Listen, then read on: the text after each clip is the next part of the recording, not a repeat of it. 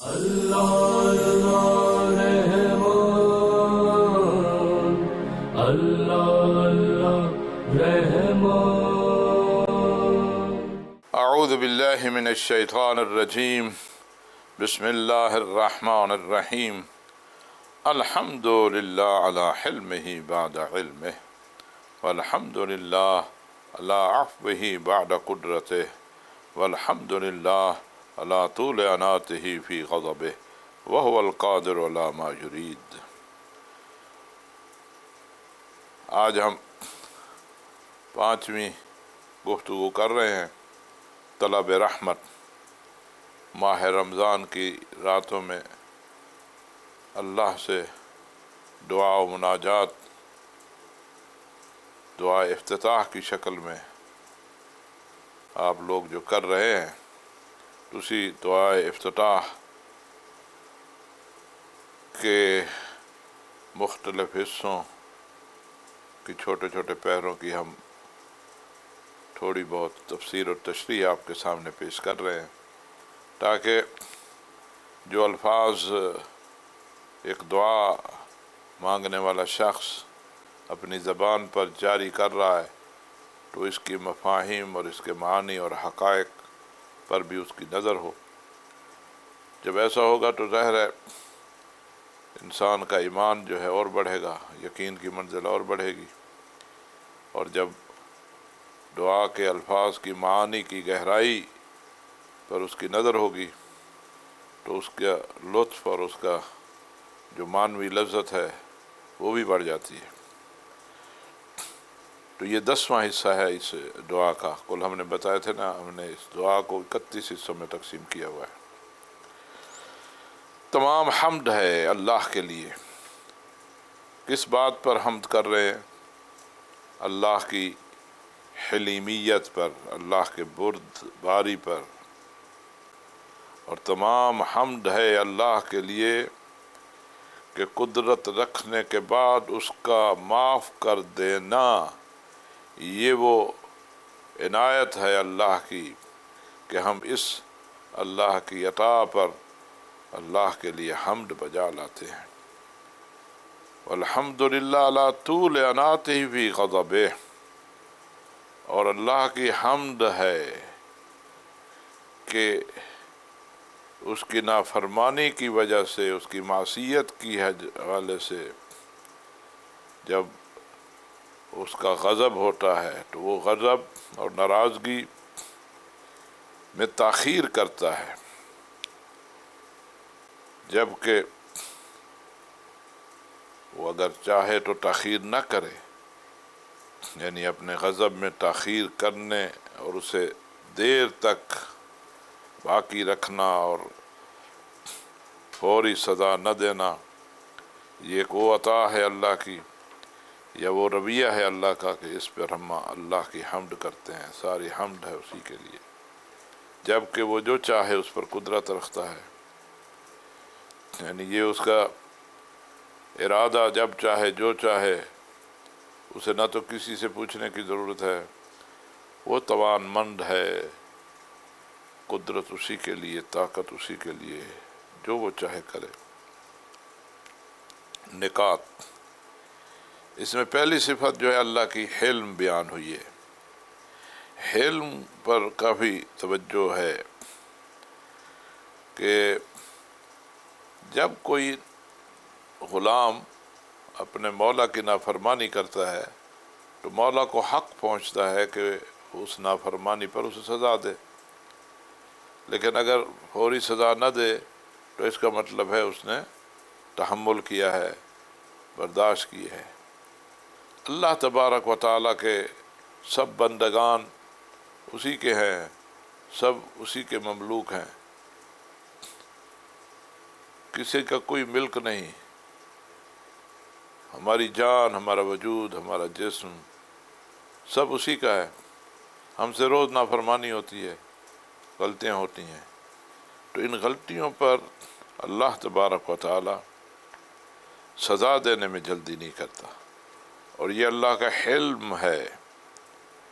اور سورہ بقرہ کی آیت نمبر 225 میں بھی اسی مطلب کو بیان کیا گیا ہے، اللہ کی حلیمیت کو، کہ اللہ کا حلم بہت بڑی صفت ہے۔ بلکہ بعض جملے ایسے بھی ہیں کہ اے اللہ تیرا حلم کی وجہ سے مجھے جرأت ہو گئی کہ میں نے تیری خطا کر دی۔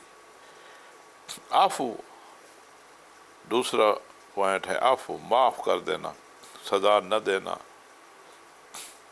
یعنی چھوڑ دینا جس کا وہ مستحق ہے، سزا کا مستحق ہو اور پھر اسے سزا نہ دی جائے۔ اللہ کے ناموں میں سے ایک نام بھی ہے عفوون، تو عفو میں نہ ہوتا ہے ایک شے کو ختم کرنا، عفونا عنکم یعنی ہم نے آپ سے اس مسئلے کو ختم کر دیا، چھوڑ دیا۔ گناہوں کے حوالے سے ہے کہ ہم نے آپ کے گناہوں کو محو کر دیا، ختم کر دیا، یہ عفو کا معنی ہے۔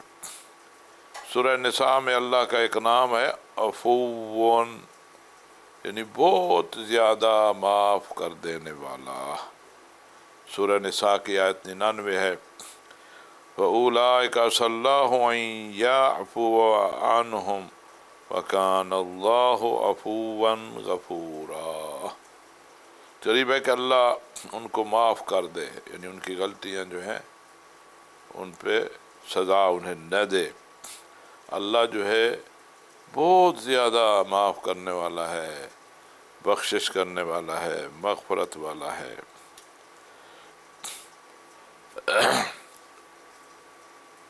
سزا چھوڑ دینا، نہ دینا، یا سزا کو مؤخر کرنا، اگر عام انسانوں میں ہو تو ممکن ہے وہ توان نہیں رکھتا کہ وہ اپنے مجرم کو سزا دے، اس کے اختیار میں نہیں ہے، یا سزا کا اعلان ہو گیا ہے لیکن اس کو تاخیر میں ڈال دیا گیا ہے کہ اسے اس اختیار میں نہیں آتا کہ وہ جلدی سزا دلوائے۔ لیکن اللہ کے ہاں تو یہ چیز ہے ہی نہیں، اللہ تو ہر چیز پر قادر ہے، وہاں تو کسی اور کا اختیار ہے ہی نہیں، تو لذا وہ اس لائق حمد ہے کہ قدرت رکھتے ہوئے وہ معاف کرتا ہے اور سزا نہیں دیتا، گناہ پہ پکڑ نہیں کرتا۔ طول انات، انات مانا ہوتا ہے ٹھہرنا، حوصلہ، مدارات، یعنی تیزی دکھانے میں رکاوٹ، کسی کام میں تیزی نہ دکھانا، ٹھہر کر کام کرنا یا آہستہ کام کرنا، رک رک کر کرنا۔ تو بہت سارے گناہ ایسے ہیں کہ جو اللہ کی غضب کا سبب بنتے ہیں، اللہ کی ناراضگی کا سبب بنتے ہیں، لیکن جہاں گناہ اللہ کے غضب کا سبب ہے تو وہاں پر اللہ کی جو نعمتیں ہیں ان نعمتوں میں سے ایک نعمت یہ ہے کہ ہمیں اس سے غافل نہیں ہونا چاہیے اور اس نعمت کا بھی شکر بجا لانا چاہیے کہ ہم سے ایسے گناہ سرزد ہوتے ہیں جو اللہ کے غضب کا موجب ہے، لیکن اللہ اس غضب کی حالت میں جلدی نہیں کرتا بلکہ رک جاتا ہے سزا دینے سے، یعنی اس کا اپنا ایک نظام ہے اور یہ اس کا کرم ہے، جبکہ وہ جو چاہے اس پر قدرت رکھتا ہے۔ تو یہ بہت بڑی نعمت ہے، اس نعمت سے ہمیں غافل نہیں ہونا چاہیے، اس نعمت کا شکر بجا لانا چاہیے کہ اے اللہ مجھ سے تو ایسے گناہ سرزد ہو جاتے ہیں جو گناہ تیرے غضب کا سبب ہیں، لیکن تو اپنے اس غضب کا اثر فوری نہیں دکھاتا اور فوری اس پر سزا نہیں دیتا بلکہ سزا کو مؤخر کر دیتا ہے اور دیر میں اس کی سزا آتی ہے۔ ظاہر ہے اگر پھر وقت گزر جائے اور توبہ نہ کی جائے تو پھر سزا ہوگی۔ پیغام پہلے بھی اس بات آ چکی ہے کہ انسان جس قدر گناہوں میں غرق ہو، جتنی اس سے لغزش ہو جائے، اسے ہمیشہ یہ یاد رکھنا چاہیے کہ تیرے پاس ان سب کی تلافی کا امکان موجود ہے، کیونکہ اللہ تعالی حلیم ہے، اور جو ذات حلیم ہے وہ سزا دینے میں جلدی نہیں کرتی، عقوبت میں، سزا میں جلدی نہیں کرتی۔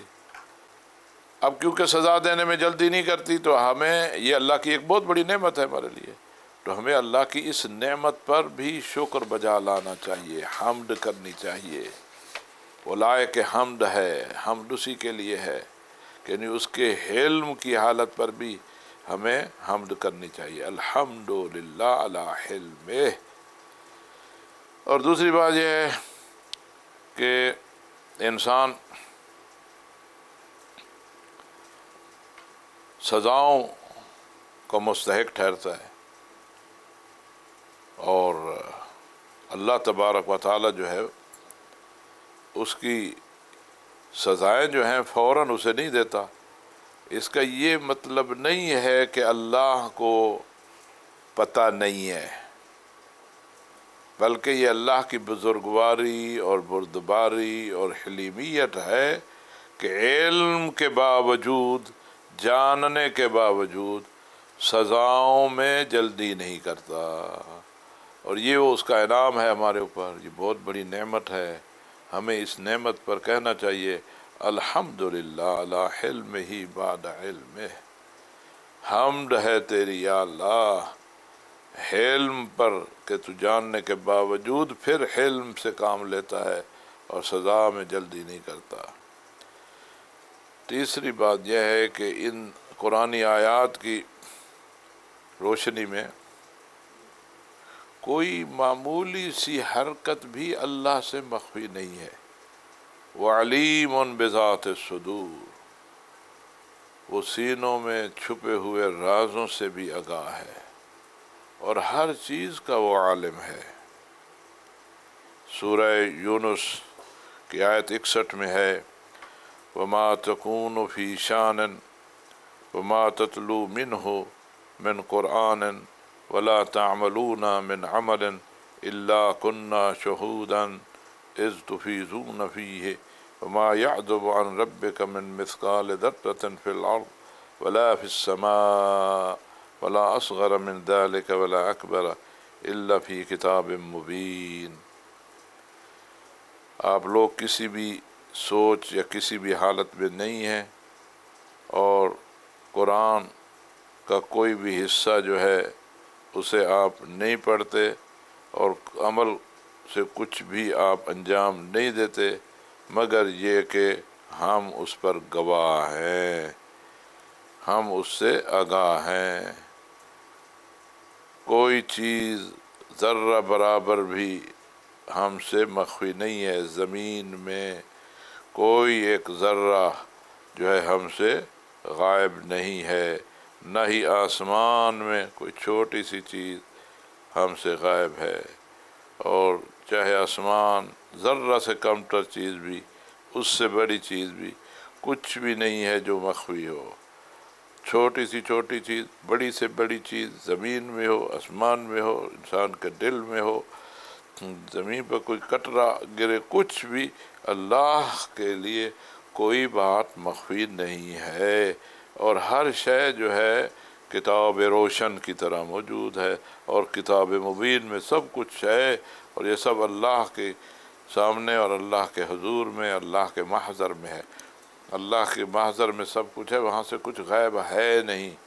غیب ہمارے پاس ہوتا ہے، غیر حاضر ہمارے پاس ہوتا ہے، اللہ کے ہاں تو معمولی سی چیز بھی مخفی نہیں ہے، ہر چیز کا وہ عالم ہے، اور اس کا علم جو ہے وہ ہر چیز پر احاطہ کیے ہوئے ہے۔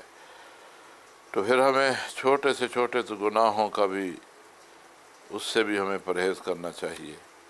تو ہمیں یہ کہتے ہوئے کہ الحمدللہ علی حلمہ بعد علمہ، ہمیں اللہ کا حلم بعد العلم، یعنی علم رکھتے ہوئے وہ حلیم ہے، اور پھر یہ ہے کہ اللہ کی حمد ہے اس پر کہ خداوند تبارک و تعالی نے ہمارے لیے یہ موقع دیا ہے کہ غضب ہوتے ہوئے غضب کا اثر نہیں دکھاتا، یعنی فوراً اس غضب کے نتیجے میں سزا نہیں دیتا، تو اس پر اللہ کی حمد ہے۔ اس سب بات سے یہ ہمیں نتیجہ لینا چاہیے کہ اللہ تبارک و تعالی کے انعامات اتنے ہیں کہ ہم ان کو سوچ بھی نہیں سکتے۔ اللہ کا سزا جلدی نہ دینا یہ ایک نعمت ہے، اس نعمت پر ہمیں حمد بجا لانی چاہیے۔ الحمدللہ خالق الخلق باسط الرزق فالق الاصباح ذی الجلال والاکرام والفضل والانعام الذی بعد فلا یرا وقرب فشہد النجوى تبارک و تعالی۔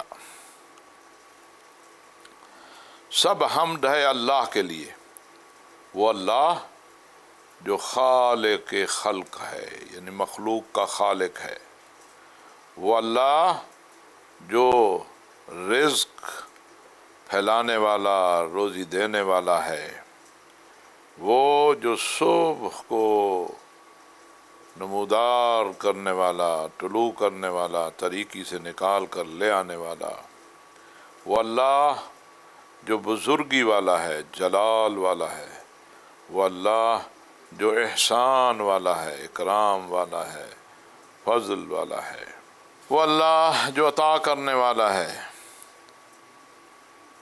وہ اللہ جن کے عطیات پر لازم ہے کہ ہم شکر بجا لائیں، اس پر لازم نہیں تھا کہ وہ دے، اسی کا فضل ہے، اسی کا احسان ہے۔ وہ ذات جو اتنی بعید کہ دیکھی نہ جا سکے، اتنی قریب کہ جو سرگوشی ہے اس کو بھی سن لے، اسے بھی دیکھ لے، بابرکت ہے، بلند ہے۔ تو یہاں پر اللہ تبارک و تعالیٰ کے چند اوصاف جو ہیں انہیں بیان کر کے اللہ کی حمد بجا لائی گئی ہے، اور ہر صفت کا ایک مفہوم اور معنی ہے جو تقاضا کر رہا ہے کہ ہم اس وجہ سے اللہ کی حمد بجا لائیں۔ اللہ خالق ہے، جب اسی نے ہمیں پیدا کیا ہے تو اس کی حمد ہونی چاہیے۔ اللہ جو ہے وہ روزی عام کرنے والا، روزی کے اسباب اسی نے بنائے ہیں، تو ہمیں اس کی حمد کرنی چاہیے کیونکہ اسی کی یہ عطا ہے۔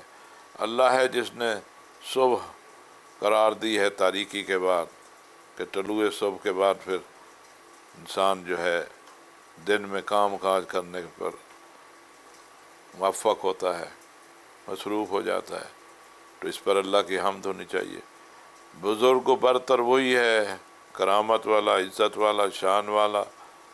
جب شان ہے ہی اسی کے لیے، جب بزرگی ہے ہی اسی کے لیے، تو پھر اس کی حمد ہونی چاہیے۔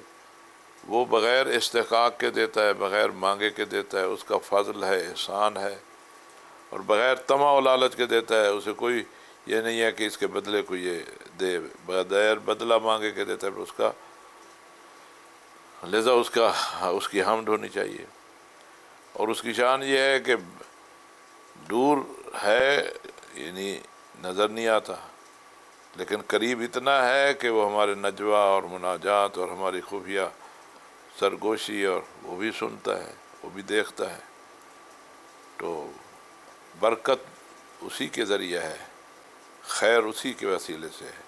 تو جس کے ذریعے خیر ہے، جس کے ذریعے برکت ہے، جو برکتوں کا مالک، جو خیر کا مالک، پھر اس کی حمد ہونی چاہیے۔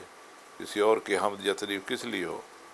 بلند وہی ہے، بلندیوں پر وہی ہے، تو جو بلند ہے تو اسی کی حمد ہونی چاہیے۔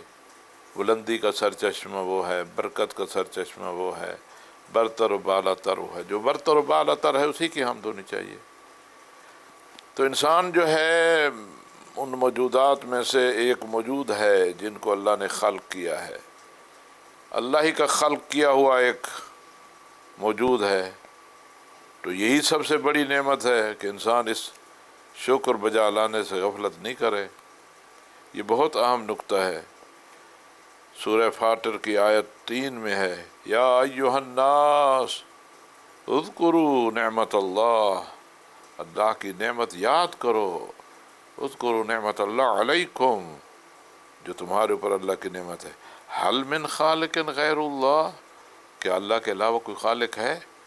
تو یہ اللہ نے آپ کو خلق کیا ہے، یہ خلق والی نعمت اس کو یاد کرو۔ اگر آپ کو خلق نہ کرتا تم کون ہوتے؟ تمہاری کیا حیثیت ہوتی؟ یرزقکم من السماء والارض، آسمان اور زمین سے تمہیں روزی دیتا ہے، آسمان سے پانی برساتا ہے، زمین پر گزرتا ہے، زمین آباد ہوتی ہے، وہاں سے نباتات و انگوری اگتی ہے، اس سے غذا بنتی ہے، اس سے تم کھاتے پیتے ہو اور اس طرح زندہ ہو، وہی روزی دہندہ ہے۔ تو پھر اس کو یاد کرو، اس نعمت کو، یہ اللہ کی نعمت ہے، روزی اللہ کی طرف سے ہے، یہ نعمت ہے، لا الہ الا ہوا، تو سوائے الہ اللہ کے کوئی الہ نہیں ہے، کوئی اور لائق اطاعت ہے ہی نہیں، کسی اور کی اطاعت بنتی ہی نہیں۔ اللہ اللہ رحمان، اللہ اللہ رحمان، اللہ اللہ رحمان، اللہ اللہ رحمان۔ اطاعت اسی کی ہے جو خالق ہے، جو خالق ہے تو وہی مالک ہے، جس کو اس نے خلق ہے اس کا مالک ہے۔ جو مالک ہوتا ہے تو مالک ہی اپنے مملوک کی روزی دیتا ہے، تو وہی رازق ہے۔ جو رازق ہے، جو مالک ہے، جو خالق ہے، تو وہی اپنی مخلوق کے لیے قانون بھی دیتا ہے، وہی رب ہے۔ اور جو رب ہے، جس نے قانون دیا ہے، تو اسی کے قانون پہ چلنا ہوگا، تو وہی الہ ہے، لا الہ الا ہوا فانا توفقون۔ تو تم کو وہاں شک میں پڑے ہو، کہاں بھاگتے ہو، کہاں جاتے ہو، تو الحمدللہ خالق الخلق۔ بسط اور باسط یعنی پھیلانا، باسط یعنی پھیلانے والا، باسط اور یعنی روزی کھلی دینے والا، تو اللہ ہی مہربان اور رحمان ہے، جس نے یہ ساری روزی کے اسباب زمین و آسمان میں قرار دیے ہیں، تو اس کا شکر بجا لانا چاہیے۔ الحمدللہ باسط الرزق، رزق جو ہے اللہ کی عطا کو کہا جاتا ہے، اور اس میں دنیاوی بھی ہے، اخروی بھی ہے، معنوی بھی ہے، مادی بھی ہے، ہر قسم کی روزی۔ رزق کا لفظ مطلق ہے، رزق فقط مادی چیزوں پر نہیں بولا جاتا، علم بھی رزق ہے، معلومات کوئی ملنا یہ بھی رزق ہے، یہ سارے رزق ہی ہیں۔ تو یہ اللہ کی طرف سے ہے، اللہ نے اس کے اسباب بنائے ہیں، علم کی کتاب ہمارے درمیان قرار دی ہے، انبیاء کے ذریعے ہمیں ہنر سکھائے ہیں، ہمیں علم دیا ہے، ہمیں رہن سہن سکھایا ہے، یہ سب اللہ کی طرف سے عطا ہے، اللہ کی دی ہوئی روزی ہے، اس پر حمد ہونی چاہیے۔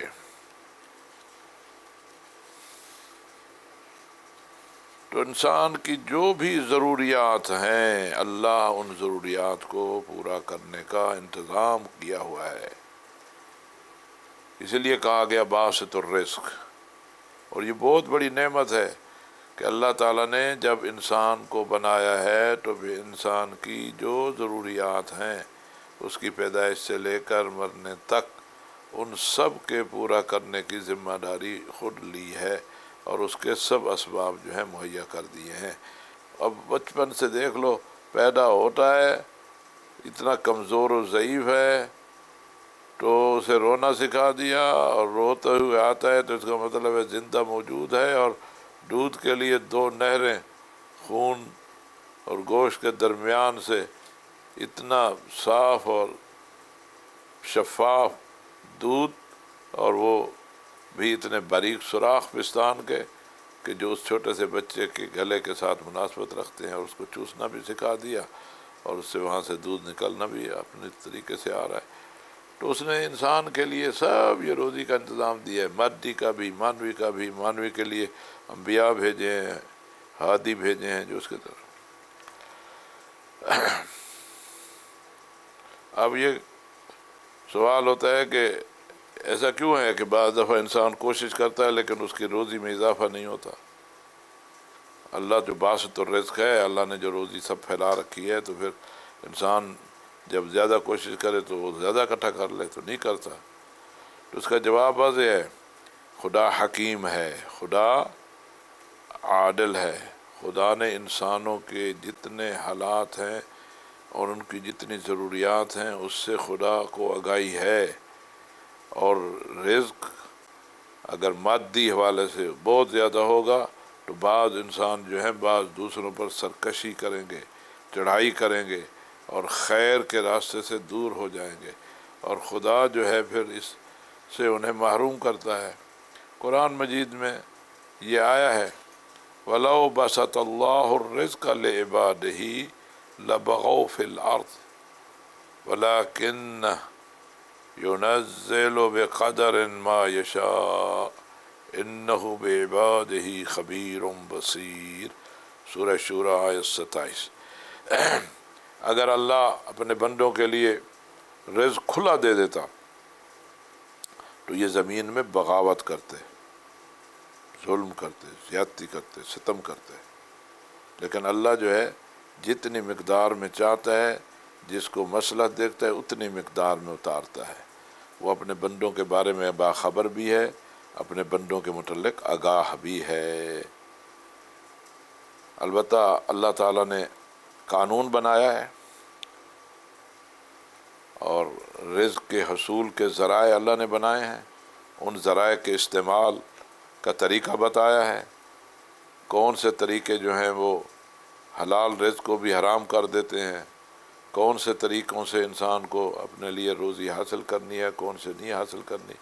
پھر جس کے پاس مال آ جاتا ہے تو پھر اس مال پر کچھ اللہ تعالیٰ نے حقوق مالی رکھے ہیں، زکوٰۃ کی شکل میں، خمس کی شکل میں، دیگر انفاقات کی شکل میں۔ پھر وراث کا قانون بنایا تاکہ ایک جگہ جو ہے دولت جو ہے اکٹھی نہ ہو جائے اور یہ گھومتی پھرتی رہے۔ تو اللہ تعالیٰ کا نظام جو ہے معاشی نظام، اور وہ بھی بڑا عادلانہ ہے اگر اس پر عمل کیا جائے۔ سعی اور محنت اور کوشش جو ہے اس کا باقاعدہ اللہ تعالیٰ نے اجر اور رکھا ہے، اور اس کی اہمیت بیان کی گئی ہے، اور یہاں تک کہا گیا جو اپنے اہل و عیال کے لیے محنت مزدوری کرتا ہے تو ایسے ہے جیسے اللہ کی راہ میں جہاد کر رہا ہو۔ عمل پر زور دیا گیا ہے۔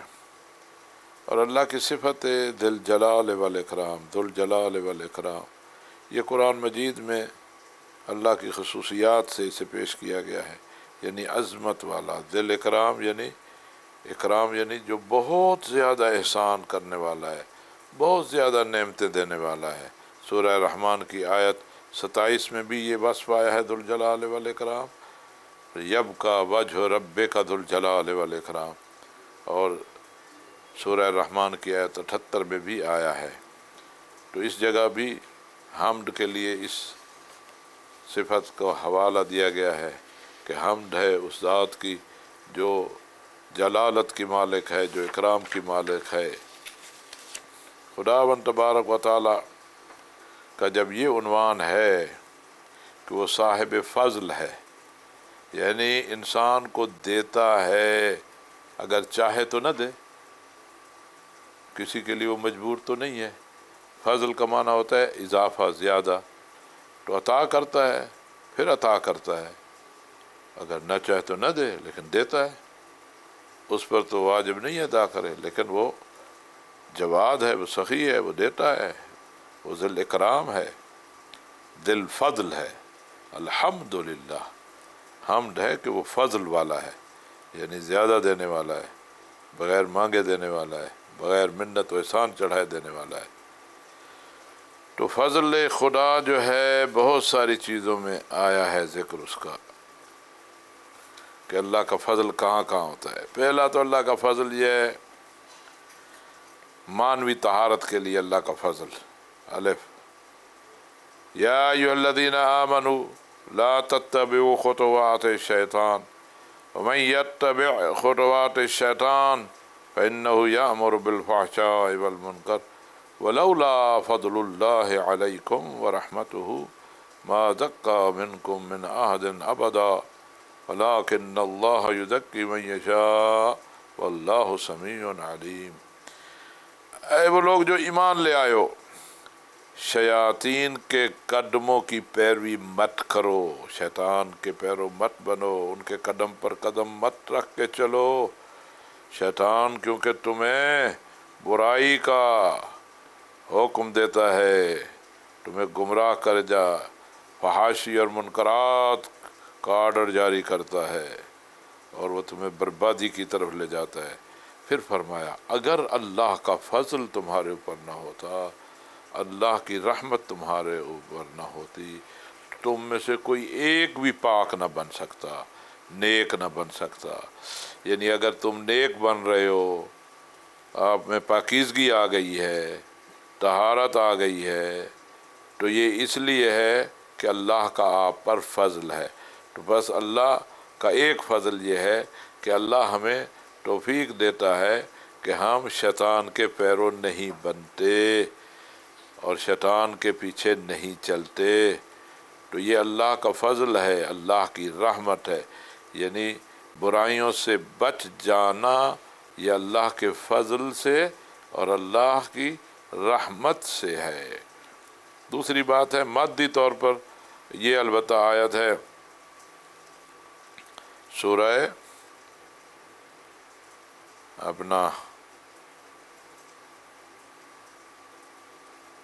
سورہ نور کی آیت 21، یہ جو ابھی ہم نے پڑھی۔ بے نیازی مالی طور پر بے نیاز کرتا ہے، احتیاج جو ہے ختم کرتا ہے۔ یہ سورہ نور کی آیت 32 میں، وہ سورہ نور کی آیت 21 اور یہ اب سورہ نور کی آیت 32 ہے۔ وَأَنكِحُوا الْأَيَامَ مِنكُمْ وَالصَّالِحِينَ مِنْ عِبَادِكُمْ وَإِمَائِكُمْ أَنْ يَكُونُوا فُقَرَاءَ يُغْنِهُمُ اللَّهُ مِنْ فَضْلِهِ وَاللَّهُ وَاسِعٌ عَلِيمٌ۔ حکم ہوا کہ وہ مرد اور عورتیں جو شادی نہیں ہے ان کی، اور کنیزیں اور غلام، نیک لوگ جو ہیں ایک دوسرے کو نکاح کریں، شادی کریں۔ اور پھر فرمایا اگر فقیر و تنگ دست ہوں تو اللہ اپنے فضل سے انہیں بے نیاز کرے گا۔ یغنہم اللہ من فضلہ، یعنی یہ جب شادی کر گئے، نکاح کریں گے تو اللہ اپنے فضل سے فقراء کو بے نیاز کر دے گا۔ کیا مطلب؟ یعنی روزی دے گا، رزق ان کا ہوگا۔ خود شادی کر لینا سبب بنتا ہے فراخی رزق کی، روزی کی وسعت کی، اور اللہ تبارک و تعالی جو ہے وسعت دینے والا ہے اور آگاہ ہے، کوئی بات جو ہے اللہ سے مخفی نہیں ہے۔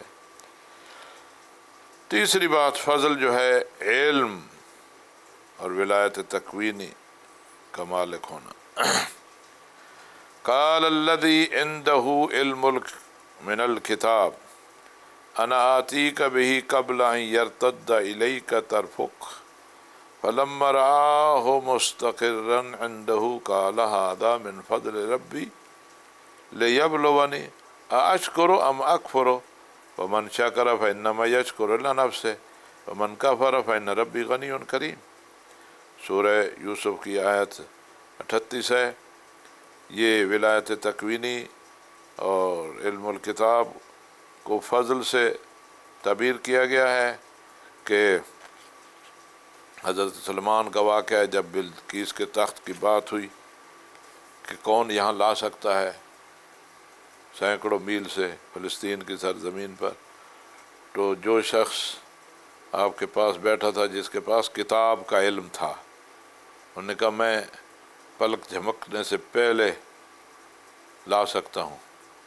تو جب دیکھا تو بس اس نے ارادہ ہی کیا تو وہ آ گیا، تو تخت سامنے بلقیس کا وجود تھا۔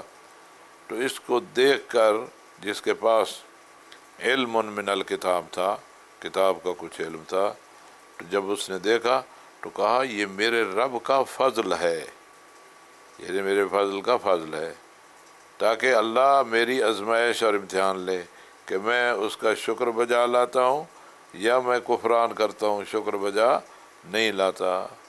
اور اگر کوئی شکر بجا لاتا ہے تو اس شکر بجا لانے کا فائدہ اس کے لیے اپنا ہے، اور اگر کفران کو کرتا ہے تو اس کفران کا نقصان جو ہے وہ پھر اس کے لیے اپنا ہے۔ اور یعنی میرا پروردگار جو ہے وہ تو غنی ہے، کریم ہے، بے نیاز ہے۔ تو یہاں پر فضل کا لفظ جو استعمال ہوا ہے، فضل ربی، وہ کیا ہے؟ علم من الکتاب، اور یہ وہ ولایت تکوینی تھی جو اللہ تبارک و تعالی نے آصف بن برخیہ کو دے رکھی تھی، اور اس نے اسے استعمال کیا اور تخت بلقیس کو جو ہے وہاں لے آئے۔ حدیث میں ہے کہ اگر اللہ تبارک و تعالی چاہتا اور وہ ارادہ کرتا، کیونکہ اللہ نے اسے یہ اختیار دیا ہوا تھا، تو وہ پورا شہر سبا جو ہے وہ فلسطین کی جگہ لا سکتا تھا، یہ فقط تخت لے آیا تھا۔ اور پھر ائمہ اہل بیت نے یہ بھی فرمایا کہ ان کے پاس علم من الکتاب، کتاب سے کچھ علم تھا، لیکن امیر المومنین علی بن ابی طالب علیہ السلام اور اوصیاء رسول اللہ صلی اللہ علیہ وسلم، حضور پاک کے جو اوصیاء ہیں، ان کے پاس کل کتاب کا علم ہے۔ اب جن کے پاس کل کتاب کا علم ہے، پورے قرآن کا اور تمام آسمانی کتابوں کا، ان کی منزلت کیا ہے وہ انسان خود سمجھ جائے۔ تیسری چیز جو ہے، چوتھی چیز، فضل جو ہے وہ شرک سے دوری۔ یہ آیت جو ہم نے پڑھی ہے، یہ سورہ نمل کی آیت 40 تھی، اور شرک سے دوری اور انبیاء الہی جو دین لے کر آئے، اس دین کی پیروی کو بھی فضل سے تعبیر کیا گیا ہے۔ وَاتَّبَعْتُ مِلَّةَ آبَائِ إِبْرَاهِيمَ وَإِسْحَاقَ وَيَعْقُوبَ مَا كَانَ لَنَا أَن نُّشْرِكَ بِاللَّهِ مِن شَيْءٍ ذَلِكَ مِن فَضْلِ اللَّهِ عَلَيْنَا وَعَلَى النَّاسِ وَلَٰكِنَّ أَكْثَرَ النَّاسِ لَا يَشْكُرُونَ۔ میں حضرت یوسف کہہ رہے ہیں، آیت 38 سورہ یوسف کی، میں اپنے آبا کے آئین پر ہوں۔ وہ آبا کون ہیں؟ ابراہیم، اسحاق، یعقوب۔ اور ہمارے لیے نہیں تھا کہ ہم اللہ کا کسی شے کو شریک قرار دیں، اور یہ ہماری شان میں نہیں تھا، اور یہ بات جو ہے ہمارے اوپر اللہ کا فضل ہے، اور انسانوں پر اللہ کا فضل ہے، اور یہ اللہ کا فضل ہے کہ انہوں نے کسی کو شریک اللہ کا نہ بنائیں۔ لیکن اکثر لوگ جو ہیں، بہت سارے لوگ جو ہیں، وہ اس نعمت کا شکر بجا نہیں لاتے، یہ جو اللہ کا فضل ہے۔ تو یہاں جو ہے فضل اس معنی میں آیا ہے۔ چھٹی بات یہ ہے کہ شیطان کی پیروی نہ کرنا۔ وَلَوْلَا فَضْلُ اللَّهِ عَلَيْكُمْ وَرَحْمَتُهُ لَاتَّبَعْتُمُ الشَّيْطَانَ إِلَّا قَلِيلًا، سورہ نساء کی آیت 83۔ اگر تم پر اللہ کا فضل نہ ہوتا اور اللہ کی رحمت نہ ہوتی تو تم شیطان کی پیروی کرتے مگر تھوڑے سے رہ جاتے۔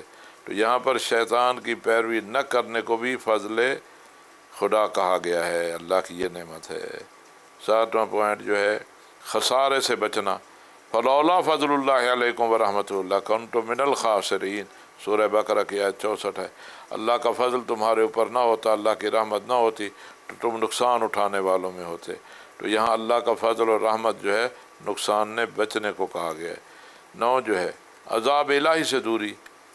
ولولا فضل اللہ علیکم ورحمتہ فی الدنیا والآخرہ لمسکم فیہا ما افضتم فیہ عذاب عظیم، سورہ نور کی آیت 14۔ اگر فضل اور رحمت الہی دنیا اور آخرت میں تمہارے شامل حال نہ ہوتی تو تم ایسے گناہ میں پھنس جاتے تھے، اس گناہ کی وجہ سے بہت سخت عذاب جو ہے تمہیں پہنچتا۔ تو یہاں جو ہے اللہ تبارک و تعالی نے اللہ کی نعمت جو ہے فضل پر ہم شکر بجا لاتے ہیں، اور وہ فضل کی ساری استعمالات جو قرآن میں آئے ہیں وہ ہم نے آپ کے سامنے بیان کر دیے ہیں۔ نعمت جو ہے خوشی کے معنی میں ہے، راحت اور زیبائی کے معنی میں ہے، انسان سختی سے نکلے اور مشکل میں نہ ہو، اور اس کے لیے مددگار ہوں، پریشانی نہ ہو، یہ سب چیزیں جو ہیں یہ نعمت ہی ہے۔ تو یہاں ہمیں اللہ تعالیٰ کی نعمتیں جو ہیں وہ یاد کرنی چاہیے، اور اللہ کے انعامات جو ہیں وہ یاد کرنے چاہیے۔ اللہ کے انعامات اور اللہ کی نعمتیں جو ہیں وہی انسان کے لیے، انسان کی زندگی اللہ کی نعمات کی وجہ سے ہے۔ اگر انسان کو نعمت آئے رب تعالیٰ نہ ہو تو پھر زندگی مشکل ہے۔